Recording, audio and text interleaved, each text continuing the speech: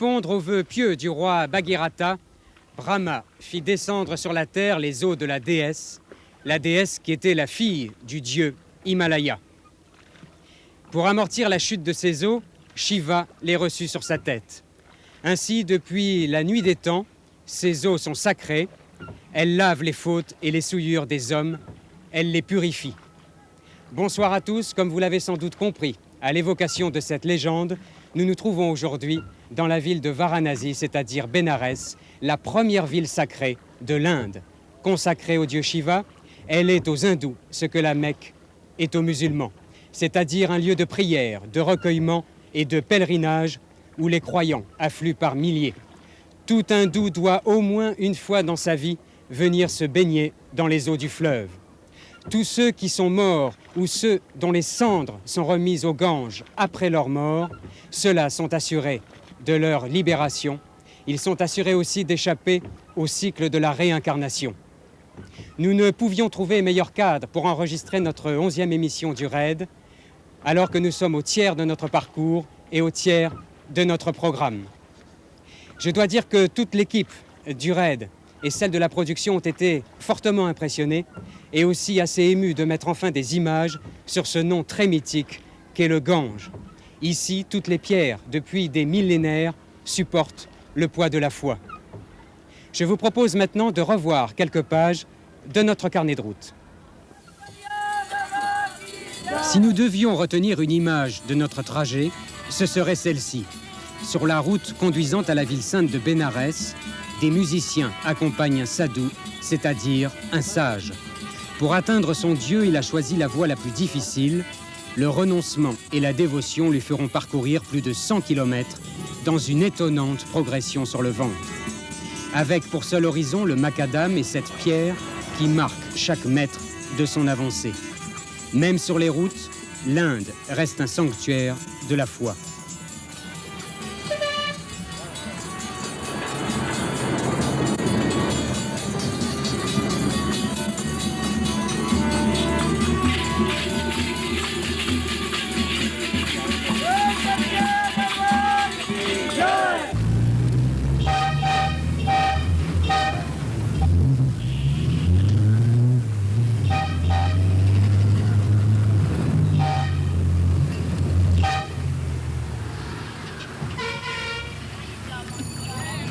Notre traversée de l'Inde a été mêlée de surprises et d'étonnements.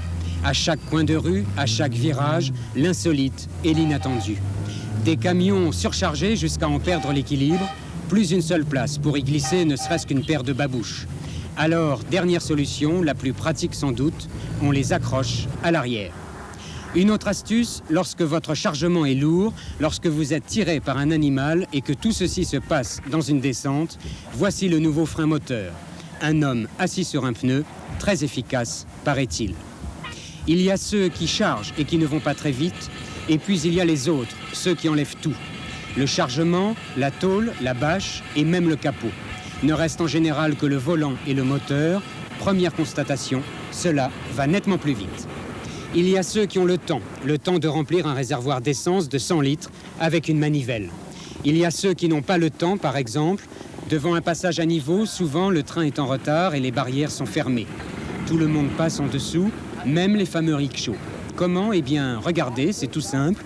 D'abord, l'avant de la bicyclette, et puis pour l'arrière, il suffit de faire tout basculer.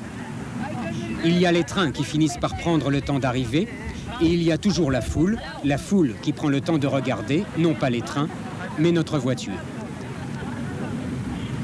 Nous avons ainsi parcouru 1500 km en quelques jours pour relier Udaipur au Rajasthan à Varanasi au nord-est de l'Inde, en passant par Jaipur, Delhi, Agra et Allahabad. Des routes, des villages, des villes, des États, souvent surchargés et dans lesquels les habitants se comptent par millions. D'abord, il y eut Jaipur, la capitale du Rajasthan. On l'appelle la ville rose. Elle doit son nom à la couleur du grès avec lequel les bâtiments ont été construits. Une ville entourée de 10 km de remparts. Des avenues larges, longues, peu encombrées malgré les apparences et dans lesquelles notre voiture a pu se faufiler sans encombre. Une surprise, la circulation est réglée par des scouts. Et lorsque vous vous arrêtez à un carrefour, il n'est pas impossible que l'on vienne peindre le haut de votre phare. Ceci pour vous empêcher d'éblouir le véhicule d'en face. Pour le reste, nous gardons de cette ville le souvenir d'un lieu empreint de calme et de sérénité.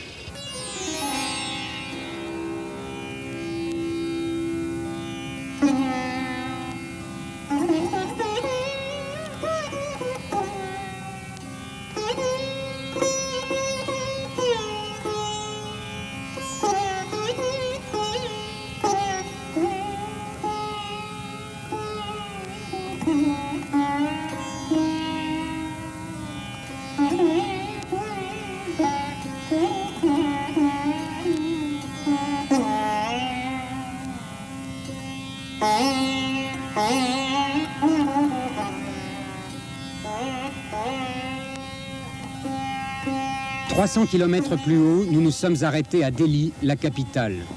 C'était quelques jours à peine après l'anniversaire de la mort du Mahatma Gandhi en janvier 48. Mais c'est vers l'emplacement où Indira Gandhi a été incinérée que nous nous sommes rendus. Endroit étonnamment calme, avec quelques fleurs et quelques prières.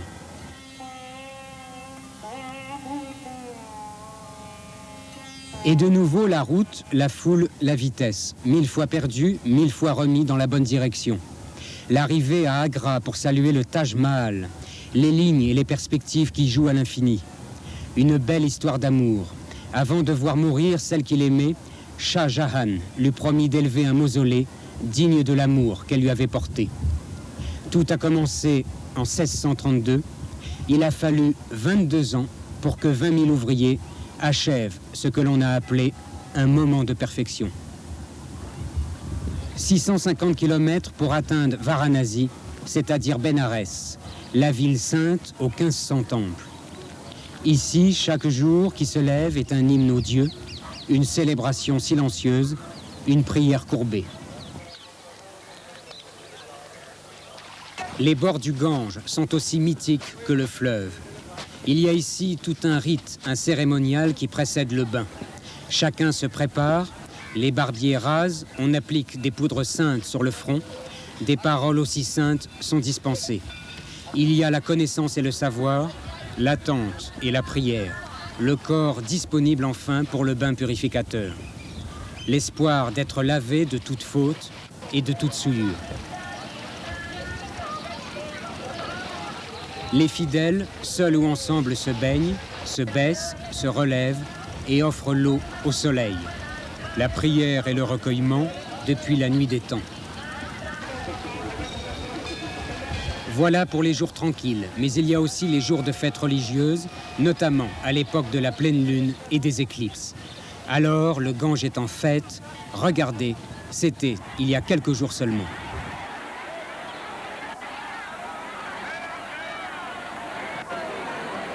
Au milieu des fleurs et des eaux lustrales, au milieu des cris et du silence, du mouvement et de l'immobile, nous avons ressenti ici le passage de la vie et de la mort, avec l'impression certaine que seule compte la délivrance.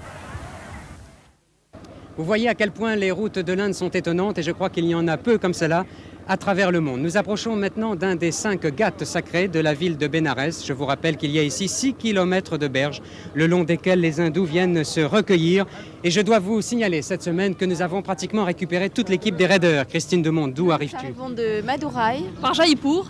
Roland Théron. Moi je viens d'Agra. Alors explique-nous ce que fait cet homme derrière toi. Là c'est très simple, regardez bien, c'est la suite de la cérémonie religieuse, c'est-à-dire qu'après le bain dans le Gange, cet homme jette des fleurs dans le fleuve et refait le tika, qui est ce signe de chance et de distinction et de décoration qu'il porte ici entre les deux yeux. Nous avons récupéré également l'équipage suisse avec Alexandre Beauchâté et Alain Margot. Adieu Didier, oui, Alain m'a rejoint à Jaipur, puis c'était une bonne chose car les routes seules en Inde, c'est pas une bonne chose. Non, on est vraiment content d'être ici. Et nous récupérons tout seul Robert Bourgoin. Salut, Francis est présentement à Chandigarh, c'est lui qui fait le film de la semaine. Et c'est ici qu'on mange des friandises après la prière dans le Gange. C'est aussi ici qu'on conserve les vêtements pour ceux qui vont prendre le bain. Très bien. Vous voyez que nous avons pratiquement récupéré tous les raiders et nous approchons maintenant du dernier équipage, Thierry Devillé et Philippe Remakers pour RTL. D'où arrives-tu? Je viens du froid et des montagnes, j'étais à Srinagar au Cachemire. 5000 kilomètres au total. Les raiders ont parcouru des distances énormes cette semaine en Inde, allant du nord au sud et de l'ouest à l'est. Ce sont les tout premiers reportages sur l'Inde que vous allez pouvoir découvrir dans quelques instants et que les jurés vont avoir à noter. Mais il nous tarde de savoir, Noël, qui siège au jury parisien. Oui Didier, avant tout, je voudrais vous dire qu'avec le continent indien, notre grand raid prend un nouveau souffle et nous ne nous en plaindrons pas. Nous voilà maintenant plongés dans le mystère et dans le rêve et j'espère qu'avec vos 10 raiders, vous allez nous restituer toutes ces émotions. Notre grand témoin d'aujourd'hui s'appelle Jérôme Savary, c'est le monsieur théâtre dans notre pays, mais pas simplement en France, puisque vous avez des productions dans différents pays d'Europe. En ce moment, on donne Bye Bye Showbiz, qui est votre dernière création au Théâtre Mogador à Paris. Je suis très content que vous m'ayez invité. Je retire un enseignement, c'est que cette émission n'est pas aussi, et peut-être pas, je ne dis pas qu'elle est légère, je l'aime beaucoup, mais elle est peut-être plus importante qu'on ne le pense ou que les téléspectateurs le pensent, car au fil des semaines, on découvre que les équipes prennent du métier, finalement apprennent sur le tas leur métier et deviennent de plus en plus professionnels. Il faut regretter, vous le savez, comme moi, il faut le regretter, en France, nous n'avons pas d'école ou très peu d'écoles où l'on puisse véritablement pratiquer le cinéma ou le reportage. L'idée qu'il faudrait en parler un jour est en mauvaise situation financière. Les élèves passent plus de temps à discuter ou à parler des films qu'ils ont été voir la veille qu'à réaliser eux-mêmes des films. N'oublions pas qu'un homme comme Spielberg, qui est le grand cinéaste d'aujourd'hui, à 17 ans, il était à l'Université de Californie dans une section de cinéma professionnel et qu'il avait à sa disposition, à l'âge de 17 ans, tout le matériel le plus perfectionné de cinéma, les caméras les plus perfectionnées. C'est pas un hasard si Spielberg est devenu Spielberg. Je pense qu'il faudrait un jour aborder le problème de l'enseignement, non seulement l'enseignement du théâtre, non seulement l'enseignement du cinéma, mais l'enseignement artistique en France. Plus de pratique, c'est ce que permet votre émission. C'est pour ça que je dis bravo. Si vous allez rester avec nous pendant toute cette émission, avec Jérôme, plaisir. pour vous transformer non pas en un Big Brother qui va juger les jeunes, mais pour essayer de dialoguer avec eux, d'échanger quelques réflexions. Didier, vous allez nous présenter maintenant le premier film de cette soirée. Il s'agit du film de Radio-Canada. Absolument, présenté aujourd'hui uniquement par Robert Bourgoin, puisque Francis Lévesque est toujours en reportage. C'est bien ça? Oui, c'est ça. Alors toi, Robert, tu avais vraiment une grande envie de tourner ce sujet. Oui, c'est un film que je me faisais un devoir de faire. D'ailleurs, immédiatement après le visionnement, j'aimerais rajouter un complément d'information que je n'ai obtenu qu'à mon retour à Delhi. C'est un film que j'ai fait en forme de berceuse, mais ce qui peut paraître contradictoire, une berceuse pour rester surtout bien éveillé, une berceuse pour ne plus jamais s'endormir. Reportage présenté par l'équipage canadien cette semaine, Berceuse pour une nuit blanche.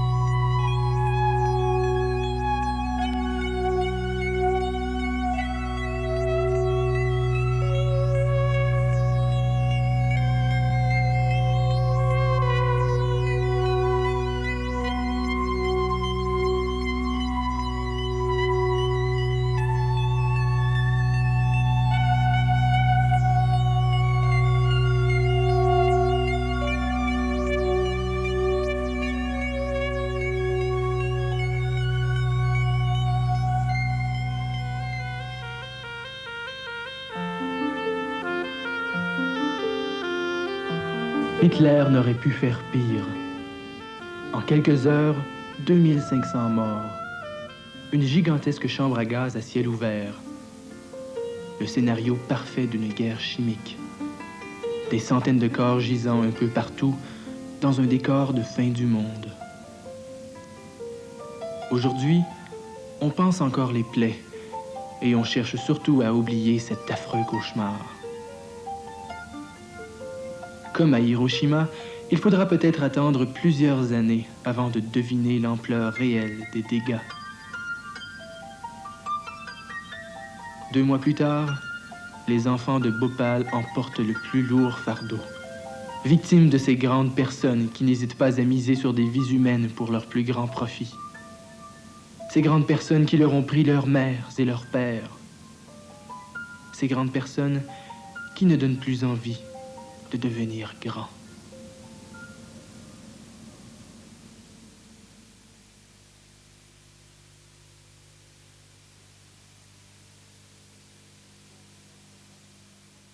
Question de notre grand témoin Jérôme Savary à Robert Bourgoin.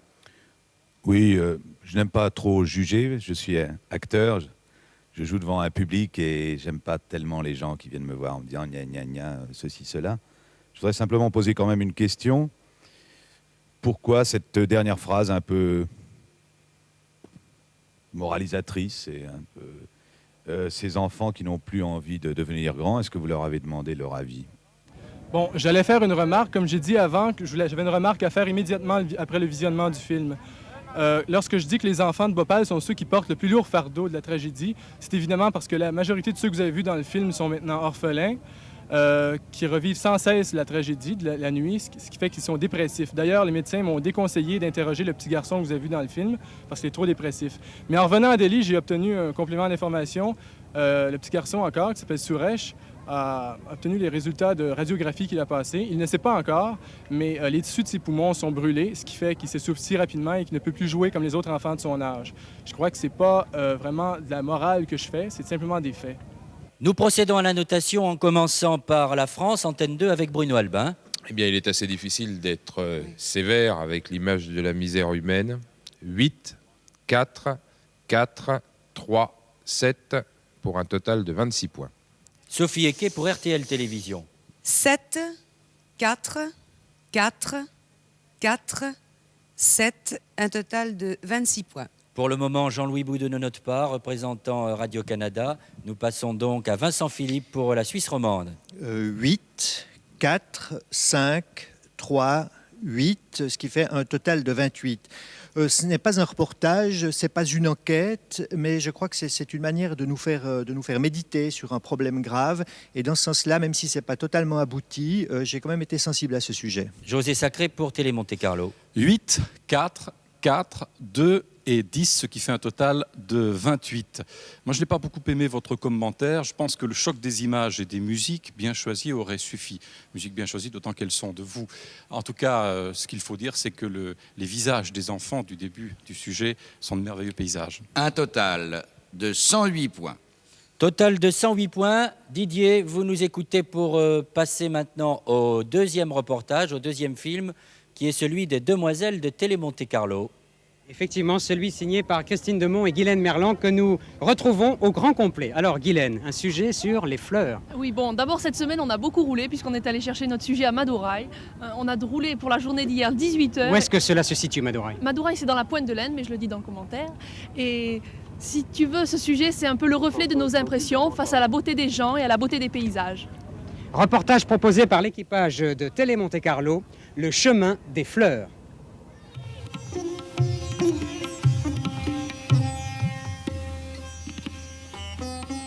Mille parfums sucrés flottent dans l'air.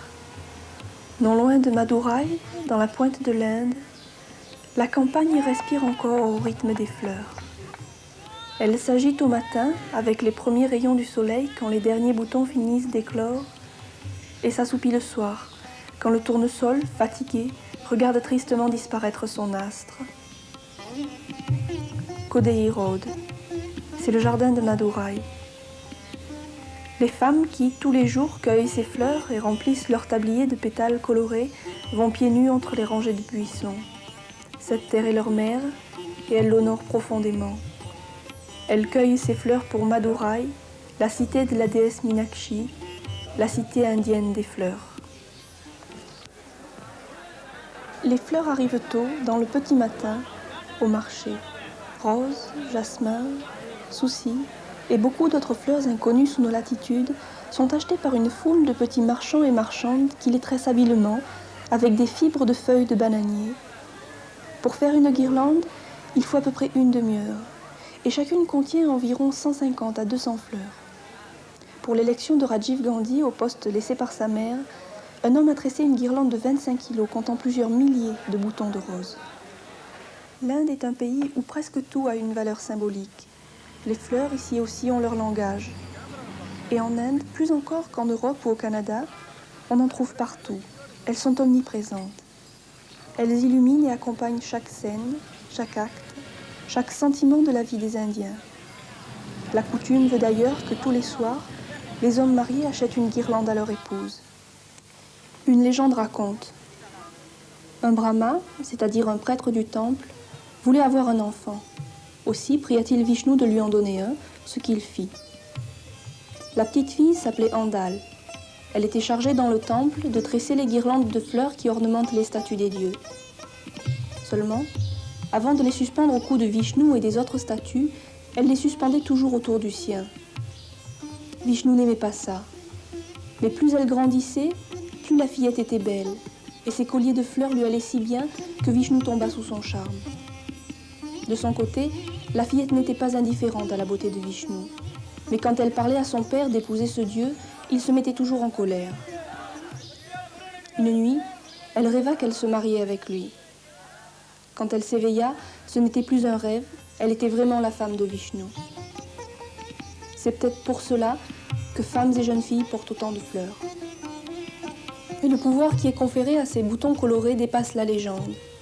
J'ai pu, sans ma caméra, pénétrer à l'intérieur de ce temple où se déroulait un mariage dont je ne vous montre que les préparatifs. Ils ne seront mari et femme que quand ils auront échangé mutuellement 3 fois leur collier de jasmin.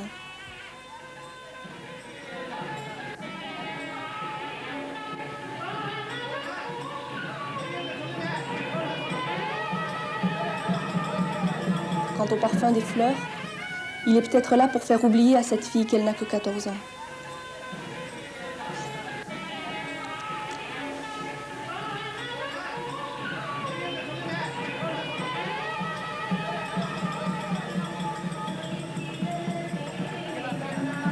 C'est un décès. Le cortège amène le défunt à la crémation. Là encore, la profusion de fleurs a une grande importance puisque cette cérémonie doit se dérouler dans la joie et la gaieté pour aider l'esprit de l'homme à bien se réincarner. Une autre légende raconte qu'un pétale de lotus donné par la main d'une de ces femmes sauva Shiva. Et les fleurs sont-elles celles que l'on croit ?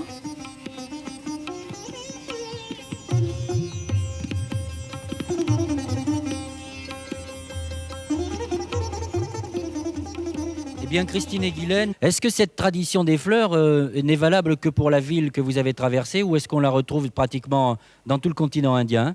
Non, des fleurs, en fait, on en trouve partout en Inde, mais enfin, cette ville est quand même spécialisée dans les fleurs.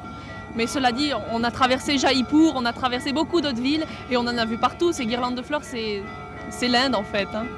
Bien, on va vous noter maintenant, si vous le voulez bien, en commençant par Bruno Albin pour Antenne 2. 8, 4, 4, 4, 7 pour un total de 27. Sophie Eke pour RTL Télévision. Ben, le parfum nous est parvenu, merci Guylaine et Christine. 8, 5, 5, 5, 7 pour un total de 30. Jean-Louis Boudou pour SRC. Alors 8, 4, 4, 5 et 9. J'aimerais simplement dire que je trouve ça très intéressant d'être parti d'un détail, en fait, de quelque chose à la limite d'anodin, et de nous avoir fait découvrir un pays comme ça. Alors, le total... 30 points. 30 points, voilà, il ne faut pas oublier le total, hein, Jean-Louis, il ne faut pas rêver. Nous passons maintenant à Vincent Philippe pour la Suisse romande. 7, 5, 5, 4, 10, ce qui fait un total de 31. C'est une bonne note. J'aime bien ce film qui nous montre, pour une fois, l'Inde sous son aspect de fête, une Inde abondante, somptueuse. Je sais bien qu'il ne faut pas gommer la misère, mais d'une manière générale, à part le sujet sur Bhopal, qui est un sujet de circonstance, les sujets d'aujourd'hui évitent le piège qui consiste à montrer éternellement les miséreux dans les rues indiennes, même s'ils existent malheureusement. Un total de 118 points. Alors, vous parliez tout à l'heure, Jérôme Savary, d'un jury qui quelquefois était sévère. L'avez-vous trouvé sévère sur ce sujet des demoiselles de Télé Monte-Carlo? Non, pas du tout. Je crois que, de toute façon, je crois qu'ils sont nécessaires. Bien, il faut les garder. Nécessaires, il faut les garder.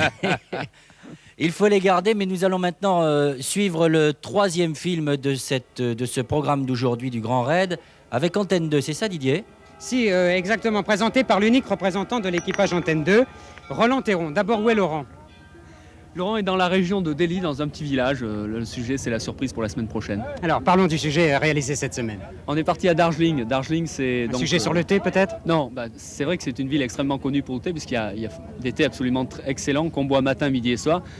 Mais non, le Darjeeling, c'est à la frontière du Népal, à la frontière du Tibet, à la frontière de la Chine. Et donc, on retrouve là-bas toute une série de personnes qui viennent de différentes régions et qui se regroupent là.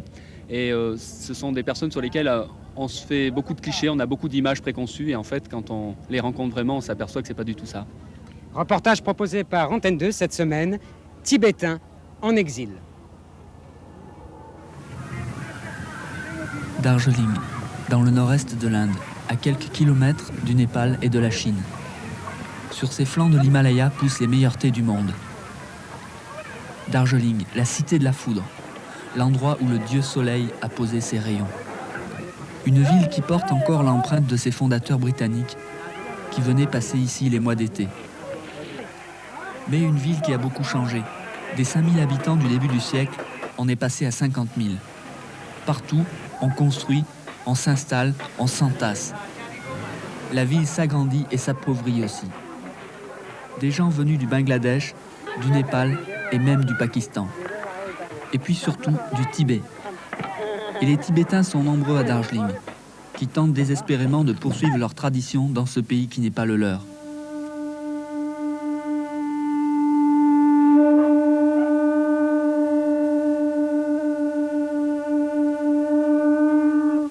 Des moines d'abord, il y en a encore quelques-uns, comme ici, à Goum, 2600 mètres d'altitude, un monastère qui fut une antenne spirituelle du monde bouddhiste. Le bâtiment date de 1850 et renferme quantité de reliques, vestiges d'un monde perdu.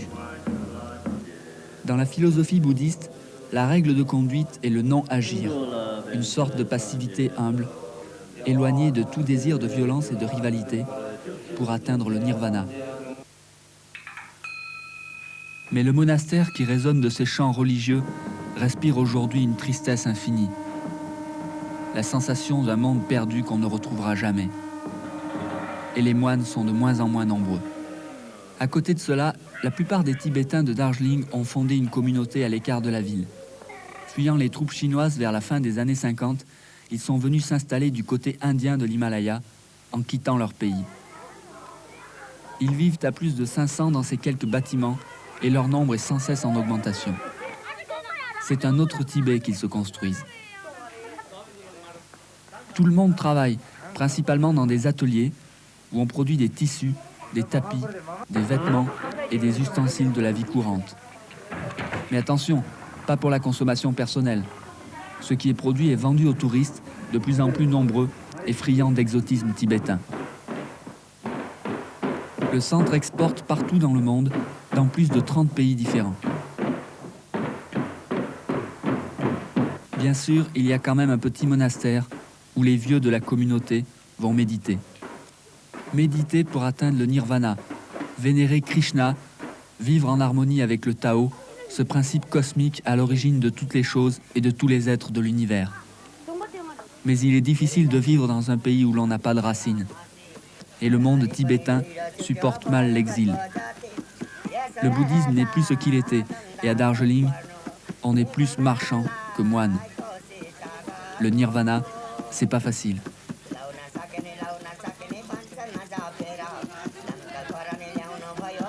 Alors vous allez vous rendre compte, messieurs et mesdemoiselles les raideurs, que Jérôme Savary est très attentif à tout ce que vous dites, comme tous les bons metteurs en scène qui suivent parfaitement leur comédien. Il a noté sur un papier une phrase qui l'a un peu gêné. Jérôme. En fait, c'était sur le sujet d'RTL. Ça, c'est le sujet. Sur ce sujet, je n'ai rien à dire. Ah, il n'a rien à dire. Alors ça, c'est une belle surprise. Je le trouve un peu tristos, simplement. Ça, c'est une belle... Il le trouve un peu tristos. Oui, et puis en plus, dit-il. Comme disait monsieur tout à l'heure, on pourrait en dire autant sur les moines du Mont-Saint-Michel. Faut pas se lamenter sur la disparition des moines. Hein? C'est pas du tout une lamentation sur la disparition des moines. C'est quoi alors? C'est quoi votre sujet? Défendez-vous un peu. Non, mais c'est pas une attaque, hein, je trouve très bon le sujet, vraiment. Mais je crois qu'il ne s'agit pas de moines, il s'agit de Tibétains, et le problème des Tibétains est quand même aigu. Non, c'est vrai que si vous voulez, moi j'ai pris l'exemple des moines, j'ai pris aussi l'exemple de ce centre où il y a donc plus de 600 Tibétains qui vivent là, mais c'est pas du tout pour se plaindre contre la disparition des moines, c'est plutôt pour montrer un peuple qui est exilé, qui a été chassé de son pays et qui se retrouve installé comme ça dans ce pays indien de l'autre côté de la frontière et qui a du mal à se retrouver. Il y a beaucoup de Tibétains réfugiés en Suisse aussi, vous le savez ça. Notre ami de la SSR pourrait nous en parler. C'est vrai, c'est pas d'une boutade. Non, mais c'est un sujet très intéressant. Il n'y a pas d'ailleurs que les Tibétains qui sont déracinés. Je vous signale qu'il vivent à Paris 55 000 Chiliens exilés. C'est vrai. Bien, sur ces Tibétains, moi je voulais vous poser une dernière question avant de passer à la notation. Laurent, est-ce que ces Tibétains que l'on voit donc en Inde sont vraiment repoussés par la population? Parce que vous dites qu'ils ont des problèmes d'intégration. Ça tient à leur culture ou ça tient au rejet de la population? Si vous voulez, il y a un petit peu des deux, mais je crois que c'est surtout une grosse différence de culture. Et c'est vrai que les Tibétains, quand ils arrivent en Inde, ils reconstruisent leur monde. C'est ce que j'essaye de montrer dans la deuxième partie du film. Et si vous voulez, ils reprennent leurs traditions, ils reprennent leur manière de travailler et de vivre. Et c'est vrai que bon, c'est quand même différent de la vie indienne. Alors c'est ce qui facilite pas vraiment l'intégration. Nous allons noter avec Sophie Eke pour commencer, avec RTL Télévision donc. Eh bien, sur le commentaire, j'aurais peut-être mis d'autres images. Et par rapport aux images que j'ai vues, j'attendais un autre commentaire. Bon, ben voilà mes notes. 7, 3, 5, 3, 6, pour un total de 24. Jean-Louis Boudou pour Radio-Canada. Oui, moi je suis quand même sensible au sujet parce que je suis allé dans ce coin-là faire un reportage et bon, je sais que la critique est facile de dire on pourrait, il y a des Chiliens d'exilés, etc., etc. Bon. Moi, ce que je trouve, c'est qu'il y a une grande variété d'images. C'est dommage qu'il manque un peu d'un fil conducteur. Alors, mes notes, c'est 6, 3, 6, 4 et 8 pour un total de 27. Vincent Philippe pour la Suisse romande. Mes notes, 7, 4, 4, 3, 8, ce qui fait un total de 26. Le sujet m'a intéressé. Ce qui m'a gêné, d'où ma note, c'est que je le trouve construit de manière assez conventionnelle. Au lieu de démarrer immédiatement sur quelque chose qui évoque le problème des Tibétains, on part comme un sujet classique sur l'évocation de la ville, puis ensuite on arrive sur le nœud du sujet. Ça me paraît, c'est la construction du sujet qui m'a le plus gêné. José Sacré pour Télé Monte Carlo. Oui, alors 7, 4, 5, 3, 9, ce qui fait un total de 28. Pas de commentaire, José? J'aurais aimé donner plus, mais ça m'a paru un petit peu confus. 105 points. Didier, maintenant, la surprise du quatrième sujet. Présenté par l'équipage RTL, Thierry Devilliers. Alors toi, tu es allé dans une région assez fascinante en Inde. Oui, alors la première chose qui m'a frappé en arrivant en Inde, ce sont les gens. Et j'ai vraiment voulu à tout prix aller les rencontrer, aller voir comment ils vivent chaque jour. Et je me suis rendu au Cachemire parce qu'on m'avait beaucoup parlé de cette région, je voulais absolument y aller. Et je suis resté pendant 2 jours à vivre complètement avec les gens d'un petit village. C'est une bonne idée en tout cas. Reportage présenté par Philippe Ramakers et Thierry Devilliers cette semaine. Mazama. Personne au Cachemire n'a jamais osé intervertir les saisons. C'est l'hiver à Mazama. Il est 8 heures ce vendredi matin, jour de congé. Bonjour.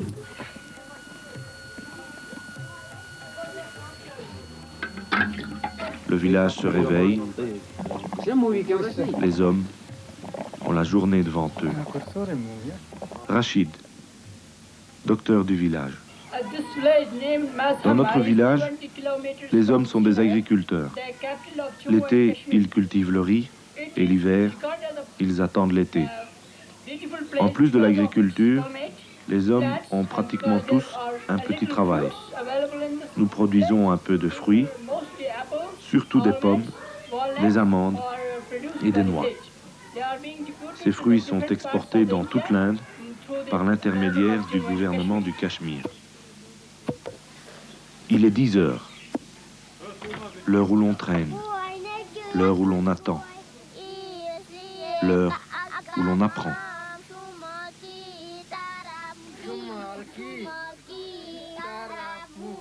Il est midi, le riz colle aux doigts à Madzama, le pays où l'on mange trop de viande.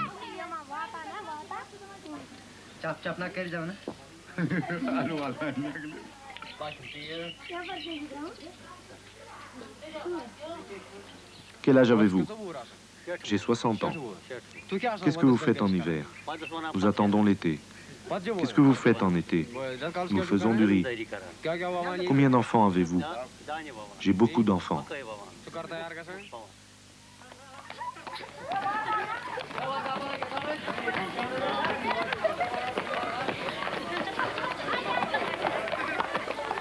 Il est 4 heures. Les hommes ont l'après-midi devant eux. Les femmes se taisent.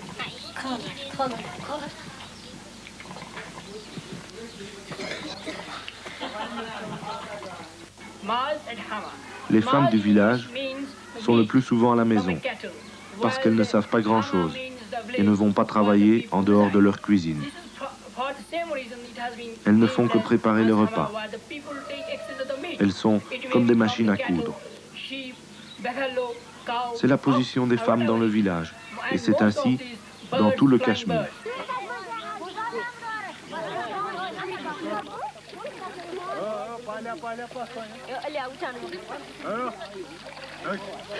Il est 6 heures et le temps n'a presque plus d'importance.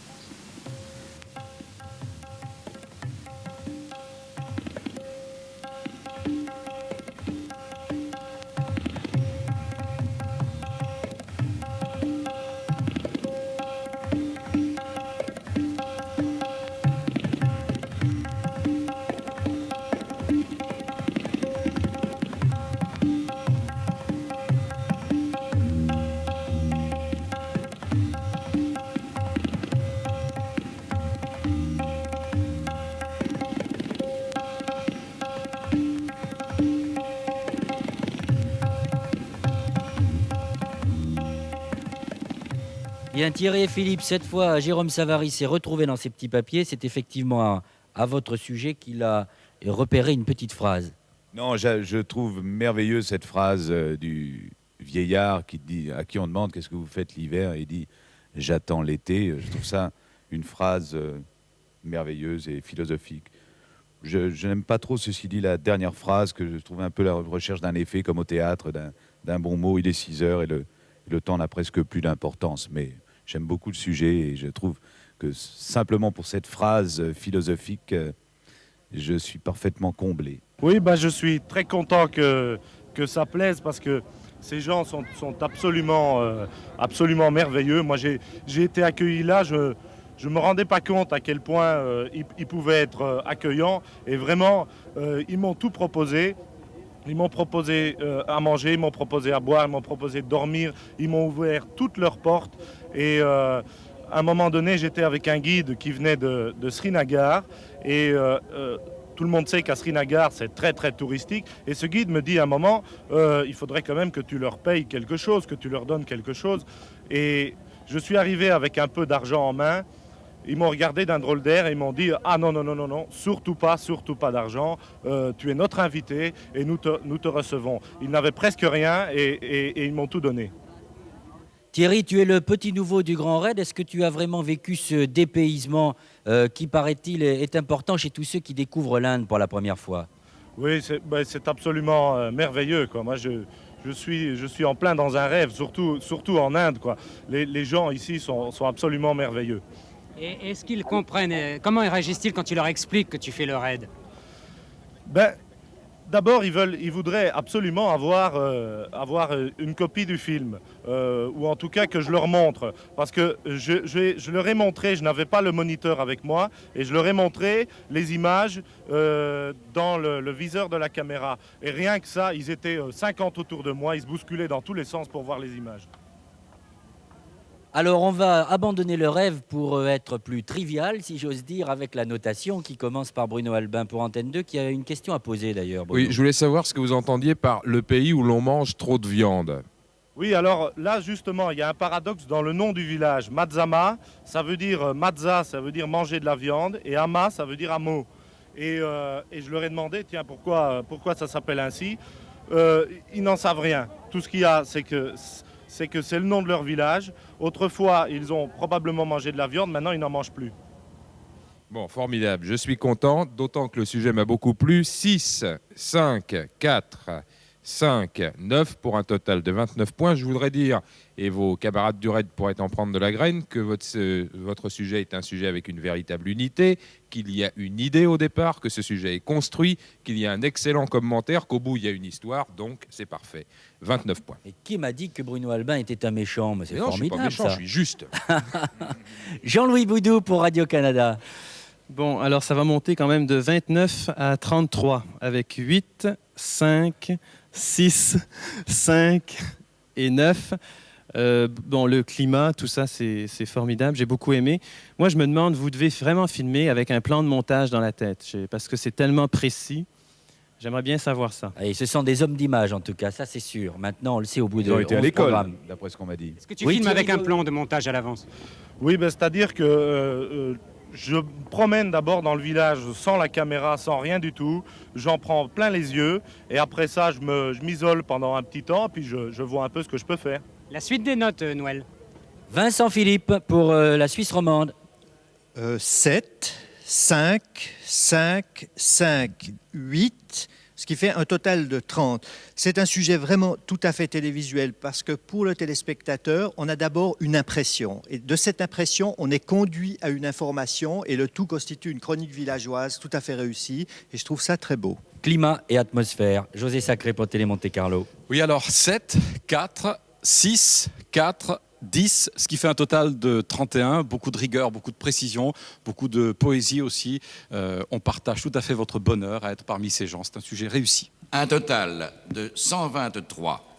123 points. Nous n'allons pas vous demander votre réaction parce que vous allez être satisfait, mais Jérôme Savary voudrait dialoguer un petit peu avec Thierry parce qu'il paraît, Thierry, que tu es un amateur de théâtre et que tu suis même des cours dans une école belge à Bruxelles qui, paraît-il, est très connue en Europe. C'est exact.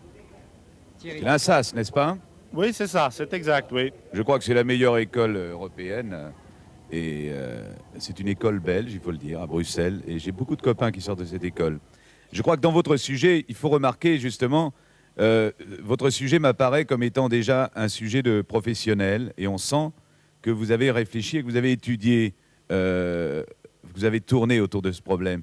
Et ce qu'il faut dire, me semble-t-il, je crois que ce qui est important quand on réalise ce type de sujet, ça n'est pas seulement les images, ni même la construction du scénario, ni le montage, mais je crois qu'il y a aussi une grande part de relations humaines. Et ça, vous l'avez très bien expliqué, la manière dont vous dialoguez avec les gens que vous filmez. Et je crois que c'est ce qui fait la différence au cinéma, comme à la télévision, entre un homme de talent et simplement un bon professionnel. L'homme de talent est celui qui échange, qui a des relations d'affection, de compréhension ou d'amitié avec les gens ou les sujets qu'il tourne. J'ai trouvé que c'était professionnel. Voilà Thierry, tu dois être comblé puisque ton métier c'est de devenir metteur en scène. Tu viens donc de recevoir une leçon d'un des plus grands en France et en Europe. Nous passons maintenant au 5e reportage, Didier, qui est le dernier de notre programme d'aujourd'hui. Dernier aujourd'hui présenté par les Suisses, Alexandre Beauchâté, qui lui aussi a fait du chemin. Alors où es-tu allé? Des rencontres avec des gens là aussi? C'est-à-dire qu'Alain et moi nous sommes rendus au nord-ouest de l'Inde, dans l'état du Rajasthan, pour rencontrer aussi également une personne. Donc, tout le monde l'a dit, l'Inde est un pays vraiment fantastique et je pense que ce qui nous a le plus surpris, c'est qu'en fait c'est un pays où l'on trouve une mine de sujets intéressants. Le problème c'est d'en choisir un.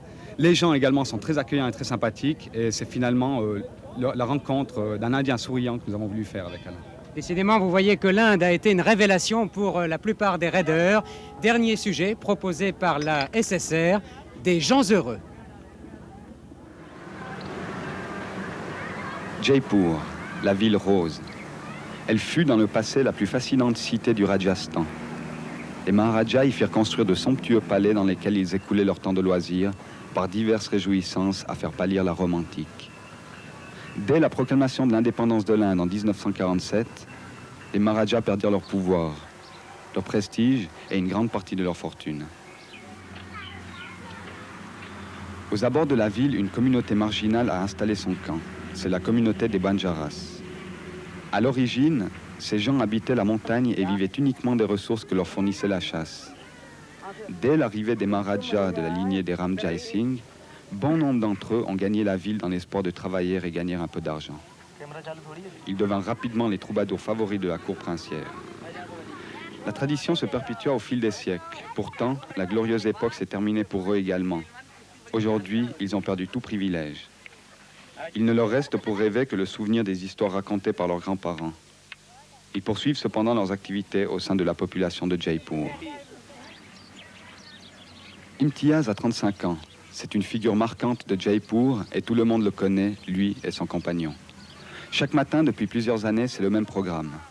Alors qu'il prépare son écuelle et délivre son ours de ses chaînes, sa femme lui prépare le casse-croûte de midi. Après avoir parcouru plus de 20 km, il ne rentrera qu'en fin de journée. La ville, il la connaît par cœur, pour y avoir parcouru inlassablement toutes les ruelles à la recherche d'âmes qui veuillent bien rire pour quelques roupies ou une poignée de farine.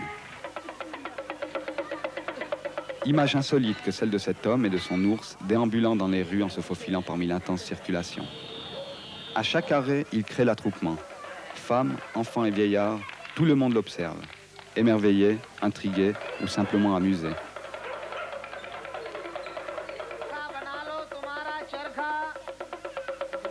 Après chaque démonstration, Imtiaz dépose son écuelle dans laquelle il récoltera le fruit de son travail. Et ainsi de suite, le manège se poursuivra tout au long de la journée. Jaipur est plus connu sous le nom de la ville rose. C'est la cité des Maharajas par excellence. Man Singh I fut le premier grand Maharaja de la ville. Il y fit construire un immense palais, aujourd'hui appelé le City Palace et visité par de nombreux touristes. Ce n'est plus comme autrefois, lorsque les princes venaient pour s'y divertir et s'amuser. À cette époque, le palais était coloré et vivant. Les Banjaras avaient dressé des ours et des singes qu'ils faisaient danser pour le plaisir des convives. Imtiaz se souvient encore de ces histoires que lui racontaient les anciens. Ils avaient connu la grande époque des Maharajas et des palais fastueux décorés de multiples étoffes. Les cours étaient animés d'une agitation constante où troubadours, fakirs et charmeurs de serpents exerçaient leur habileté dans une ambiance colorée de senteurs orientales. Aujourd'hui, les couloirs sont vides, les jardins déserts et les places semblent mortes. Seuls les murs témoignent d'un passé glorieux et pas très lointain. Comme ses confrères en fin de journée, Imtiaz rentre au camp pour y accomplir les mêmes tâches quotidiennes. Il faudra nourrir le collègue de travail, puis le chef de la communauté récoltera les offrandes recueillies durant la journée. À ce moment seulement, il sera permis de s'amuser. Devant les tentes, les discussions vont bon train à mesure que le whisky émoustille les esprits. On s'arrache la dernière goutte dans la bonne humeur et la fraternité. Oui, à Jaipur, j'ai rencontré des pauvres heureux.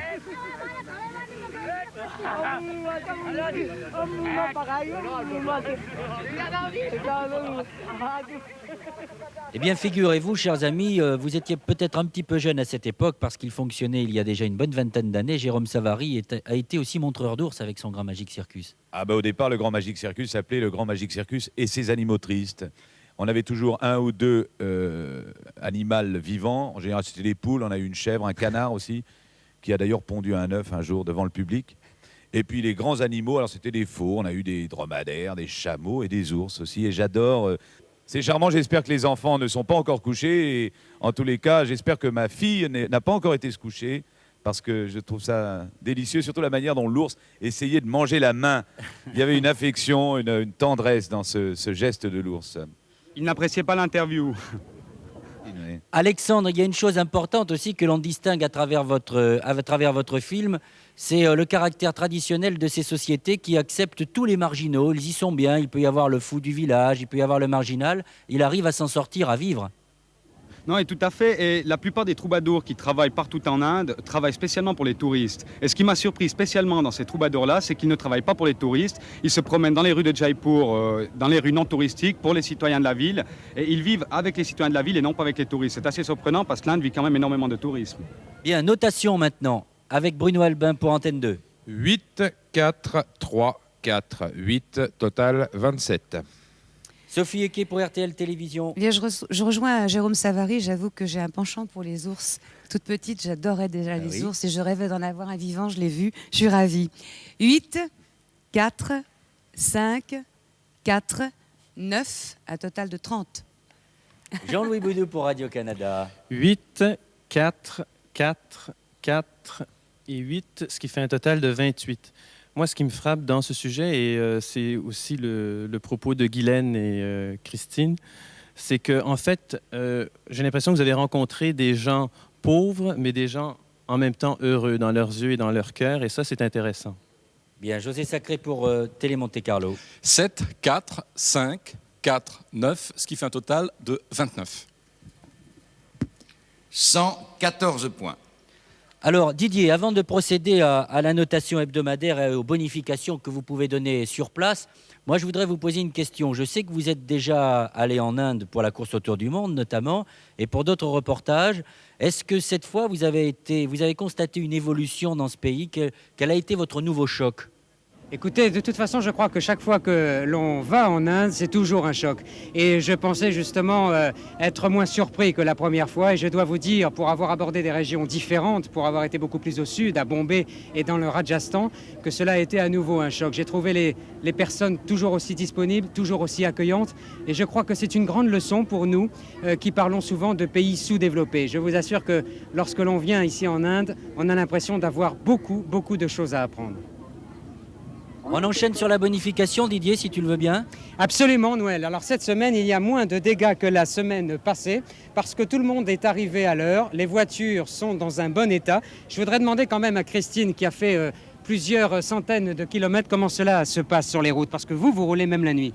Mais nous, on roule la nuit. Le plus dur, c'est les camions parce que, en fait, c'est les gros camions Tata qui circulent en Inde.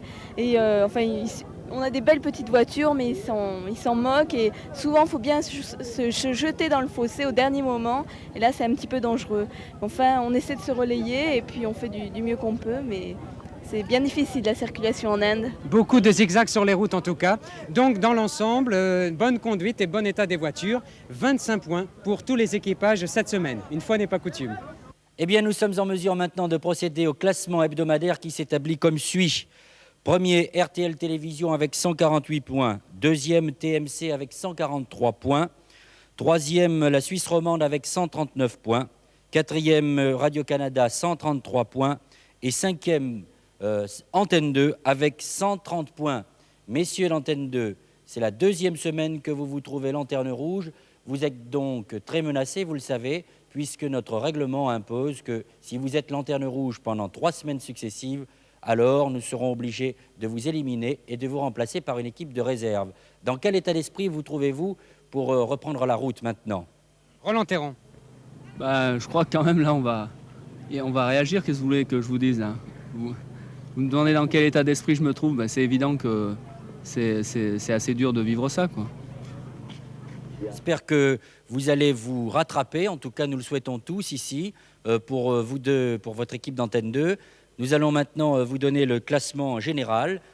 Premier, RTL Télévision, qui tient donc très bien la tête devant Télé Monte Carlo. Troisième, la Suisse romande. Quatrième, Antenne 2. Cinquième, Radio-Canada. Alors Didier, vous faites vos valises comme chaque semaine pour continuer votre périple dans le continent indien et toujours nous faire partager ce grand choc. Oui, Noël, auparavant, je voudrais quand même vous dire que Serge Gorielli, qui nous regarde à partir de chez lui, doit quand même être content de voir que l'équipage RTL est toujours en tête. Alors nous allons repartir. J'ai à côté de moi Guy Garibaldi, que nous avons retrouvé, notre avant-courrier, très efficace. Guy, nous allons quitter l'Inde. Comment cela s'est-il passé? Bien. Bien, ils ont été quelquefois très méfiants, mais dans tous les cas toujours ouverts au projet. Il n'y a pas eu de problème majeur, si ce n'est une pointe de méfiance. Alors où allons-nous maintenant la semaine prochaine? Si je te dis ouvert au monde occidental depuis 1950 à peu près, tu réponds? Le Népal. C'est exactement cela. Alors ce sera pour la semaine prochaine certainement les montagnes, l'Himalaya et plus spécialement l'Annapurna. Je crois que ça rappellera des souvenirs à beaucoup de vieux alpinistes français. Alors, à la semaine prochaine. Merci Jérôme Savary d'avoir participé au Grand Raid. Notre grand témoin de la semaine prochaine, c'est un Français, vous le connaissez très bien, même en delà de nos frontières. Il s'appelle Laurent Fignon, c'est un grand champion et aussi un aventurier à sa manière. Bonne semaine.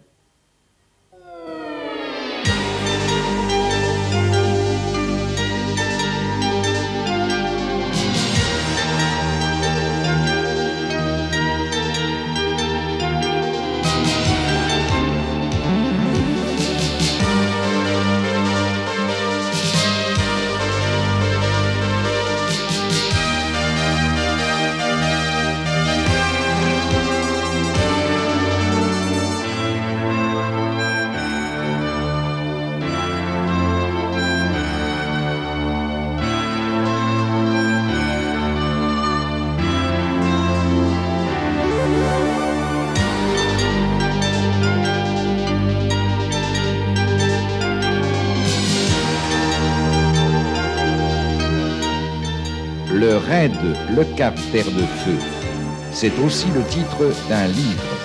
Édité par Hachette, il vous permet de mieux suivre, par la description des pays traversés, l'aventure du Grand Raid.